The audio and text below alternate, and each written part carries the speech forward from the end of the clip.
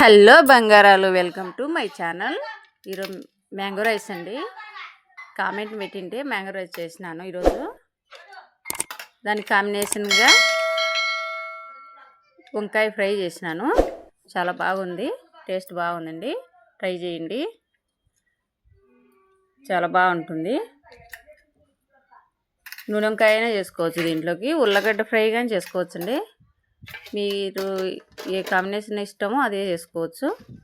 నేనైతే వంకాయ ఫ్రై చేసినాను, చాలా బాగా కుదిరింది, బాగా వచ్చింది.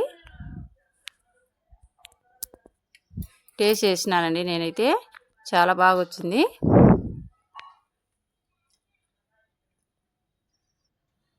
గోలం పెట్టుకొని ఒక స్పూన్ నువ్వులు వేయించుకున్నానండి. నువ్వులు బాగా చిటపట అనేంత వరకు వేయించుకోవాలి.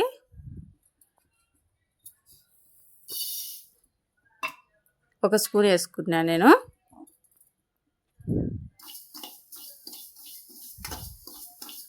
చూడండి, బాగా ఫ్రై అయినాయి. చిటపట చిటపట అనలా పచ్చివాసన పోతాయి. అది తీసి పక్కన పెట్టుకున్నాను. నేనైతే రోట్లో దంచుకున్నానండి కొంచెం పొడి, ఎందుకంటే మిక్సీ పడదు కాబట్టి దంచి పెట్టుకున్నాను. ఒక మీడియం సైజు మామిడికాయ ఫీల్ చేసి తుడుము పట్టుకున్నాను. ఒక కప్పు వచ్చింది నాకైతే, కప్పు నిండా.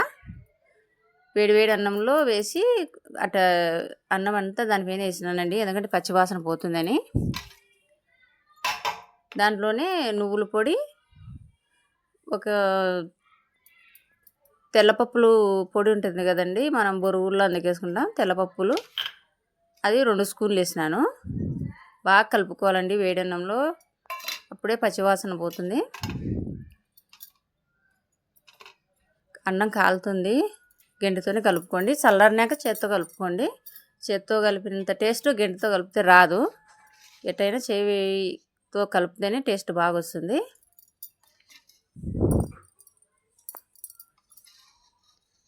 కలుపుకునేది ఒకటే ప్రాసెస్ ఎక్కువ అండి. ఇది కోపు బెన్నె అయినా అయిపోతుంది, తరువాత బాగా బెన్నె అయిపోతుంది.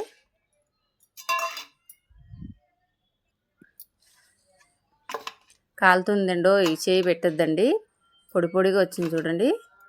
నేనైతే ఒక చేత్తో పోను పట్టుకున్నా కాబట్టి నాకు గిన్నె కదులుతుంది ఒక చేత్తో కలుపుతుంటే.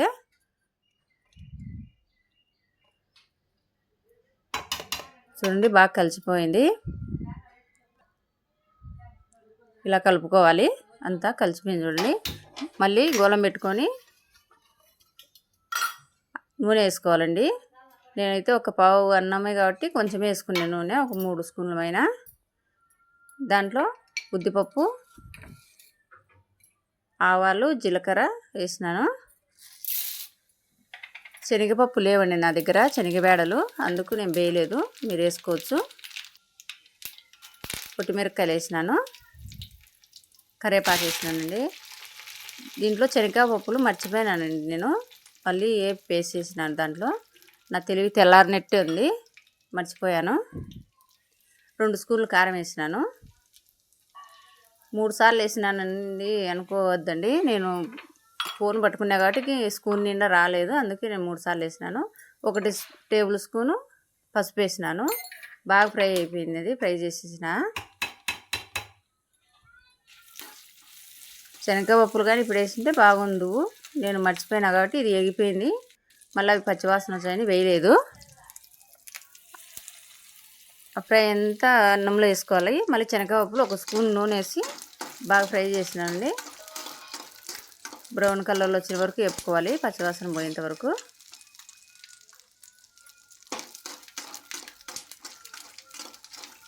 చూడండి, ఎగిపోయినాయి బాగా.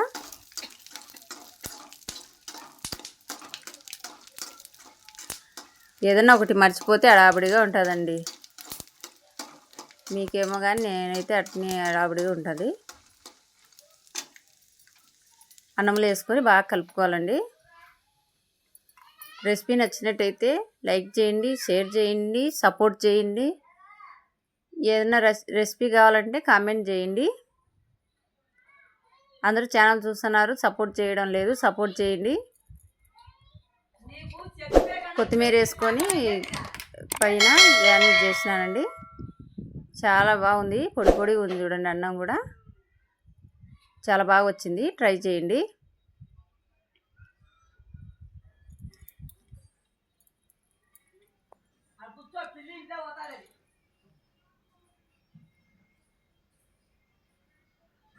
చాలా బాగుందండి, అన్నము బాగా వచ్చింది.